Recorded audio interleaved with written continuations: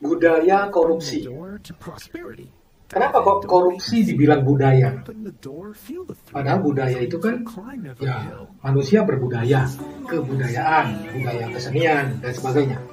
Tapi memang yang disebut budaya atau culture bukan hanya dibahas di dalam kemasyarakatan atau orang awam sehari-hari, tetapi di dalam bisnis, companies atau organizations culture itu juga penting dan dibahas. Anda mau ambil MBA kah? Anda mau ambil S3 kah?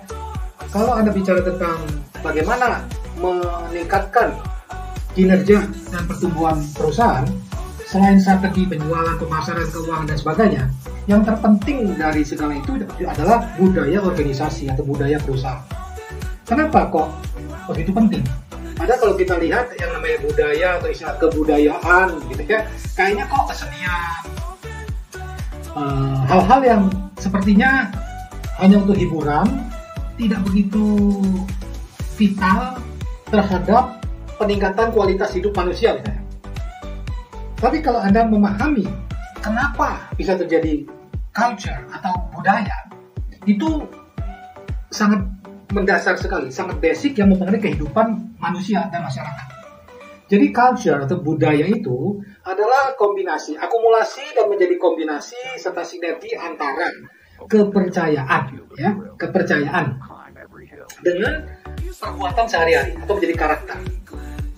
Kalau dibilang budaya korupsi, itu korupsi sudah menjadi hal yang kebiasaan, menjadi hal yang lazim, lumrah di dalam kehidupan bermasyarakat, berorganisasi, terutama di dalam pemerintah. Itulah sebabnya kalau kita mengatakan korupsi sebagai budaya itu susah banget untuk diberantas. Kalau dibilang mustahil kan itu kebangetan, tetapi sangat sulit. Kenapa sangat sulit? Karena namanya budaya ya. Budaya itu mempengaruhi kehidupan kita. Selama manusia itu disebut manusia berbudaya, maka budaya itu adalah bagian dari kehidupan kita karena merupakan kepercayaan dan perbuatan atau karakter kita. Jadi karakter koruptif artinya ya susah karena sudah mendarah mendaging. Ini Presiden Prabowo Subianto dan Wapres Gibran, Pak Prabowo terutama bolak-balik pidato, orasi meneriakkan anti korupsi, meminta kepada pimpinan parpol ketika mengutus atau mengirim calon menteri nomor 1 harus tidak mau korupsi, gitu ya. Itu adalah suatu hal yang sangat bagus. At least sudah berani diungkapkan di muka, syarat utama adalah tidak mau korupsi, gitu ya.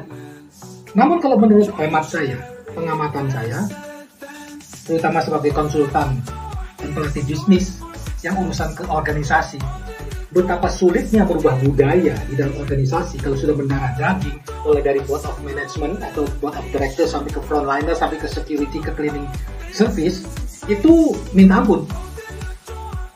Nah, di dalam pemerintahan juga demikian.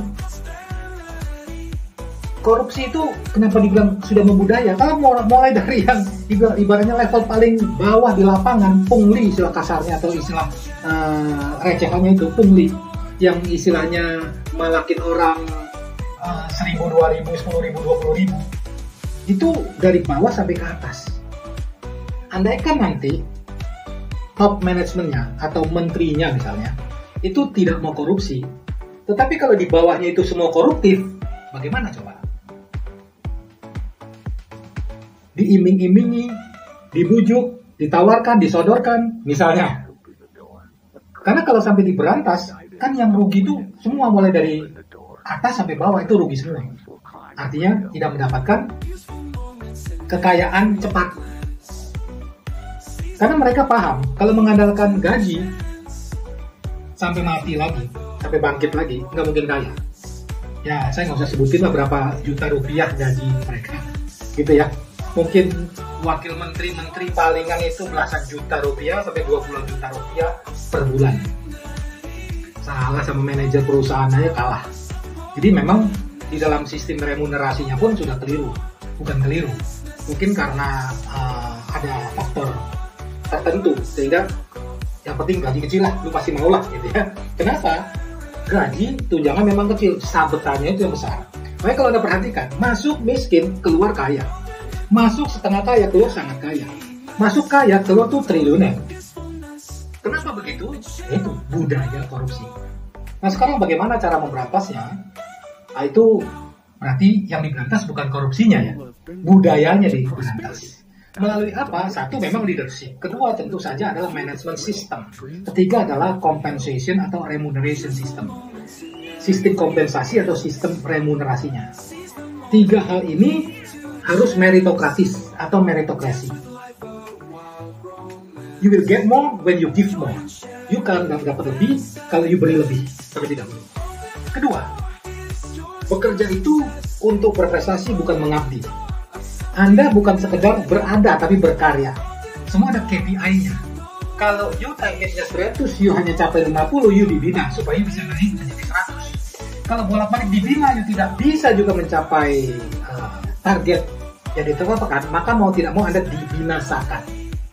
Walaupun itu orang lain kah, profesional kah, apakah itu ketua partai kah, apakah itu adik kandung you kah, apakah itu ayah kandung you kah. Kalau dia tidak meritokratis, maka mau tidak mau, kalau telah dibina berkali-kali tidak bisa dibina, dibinasakan. Nah, dengan menerapkan manajemen meritokrasi ini, dengan kepemimpinan meritokratis, dengan sistem manajemen yang meritokratis, dengan sistem kompensasi meritokratis, pelan-pelan, ya pelan-pelan itu saya tidak bilang puluhan tahun, juga tidak bertahun-tahun, ya 1-2 tahun saja. Ketika ini diterapkan secara konsekuen dan konsisten, bahkan ada strategi potong monyetnya. Potong monyet itu yang dipotong bukan keroco, bukan terinya, tapi pausnya. Kalau potong ular, jangan buntutnya dipotong, percuma masih hidup. Kepalanya dipotong. Kalau sudah ada dibuktikan bahwa misal ada Menteri Anu yang koruptif atau korupsi, nggak ada tanya jawab, nggak ada runing-runingan, nggak ada musyawarah, nggak ada negosiasi, dihukum, gitu ya, seberat-beratnya. Kalau perlu dimiskinkan. Supaya apa? Memberikan efek jerah. Ini harus membongkar jaringannya, karena tindak korupsi itu tidak terjadi perseorangan, tidak ini paguyuban, ini kolektif namanya ya, kolektif. Kalau hanya 1-2 orang yang korupsi itu sebentaran ketahuan. Yang tidak kebagian korupsi pasti buka suara, gitu ya. Tapi kalau gerombolan atau paguyuban atau kolektif itu nggak bisa saling melindungi. Itu sudah puluhan tahun pun mau dibentuk komisi ini kah, komisi itu kah, mengawasi pengawas anu kah, pengawas diawasi oleh pengawas kah, nggak guna bro. Kenapa? Karena siapa mengawasi siapa? Yang diawasi korupsi misalnya, yang mengawasi bilang lu korupsi ya. Aduh, maaf lah, ini berbagi. Nah, daripada ngandelin gaji, terima saja. Akhirnya ya udah ya, teruskan, lanjutkan, gitu kira-kiranya. Jadi tidak bisa. Si A korupsi, diawasi oleh si B, ikut korupsi, diawasi oleh si C. Sama saja, si C dibikin koruptif. Bagaimana kalau sampai betul-betul ada hero atau superhero tidak mau korupsi? Itu gampang saja, tinggal difitnah, gitu ya. Tinggal difitnah, direkayasa supaya ditransfer ke rekening pribadinya uang, apakah 5 miliar, 10 miliar, 100 miliar, tanpa sepengetahuan yang pemilik rekening. Sudah gitu, tinggal ditangkap.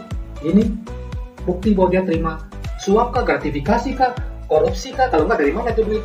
Yang mau sumpah pocong sekalipun bahwa saya tidak tahu menahu soal itu, kalau you dikeroyok lu bukan oleh 2 atau 3 orang saksi, kalau 10-20 orang saksi bagaimana? Karena ini paguyuban bro, sis.